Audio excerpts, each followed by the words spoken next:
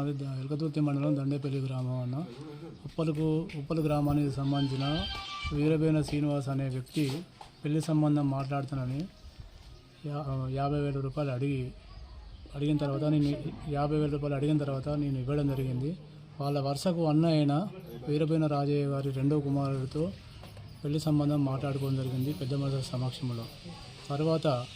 మాట్లాడుకున్న తర్వాత 21 తారీఖు 2వ నెల 2026 రోజున మా ఇంటి వద్ద ఎంగేజ్మెంట్ కార్యక్రమం జరిగిన తర్వాత వాళ్ళు పెద్ద మనుషుల సమక్షంలో ఒప్పుకున్న రూపాయలు ఇవ్వడం జరిగిన తర్వాత పెళ్ళి లగ్నపత్రిక రాసుకోవడం జరిగింది. రాసుకున్న తర్వాత కార్డులు పంచే అందరికీ, బంధువులకి, చుట్టాలకి, స్నేహితులకు అందరికీ కార్డులు పంచడం జరిగింది. కార్డులు పంచిన తర్వాత మార్చి 3వ తారీఖు రోజు అబ్బాయికి కట్నం సరిపోతలేదట. ఇంకా కట్నం ఎక్కువ ఇస్తేనే వత్త అని ముందుకేసిండు. కార్డులు మార్చుతాను పోయి అక్కడి నుంచి అక్కడనే తప్పించుకొని పోయిండు. మీరు పెళ్లి క్యాన్సిల్ చేసుకోమని వీరబేన శ్రీనివాస్ చెప్పడం జరిగిందన్న. వాళ్ళు కోరిన ప్రతి ఒక్కటి ఆభరణాల కాంచి నుండి వాళ్ళు కట్నం ఎంత అడిగితే అంత ఇవ్వడం జరిగింది. అదనంగా కట్నం కావాలని మమ్మల్ని మోసం చేసిండన్న. మమ్మల్ని మోసం చేసి మా పరువు మర్యాద మొత్తం మట్ట కలిపిండ్రు.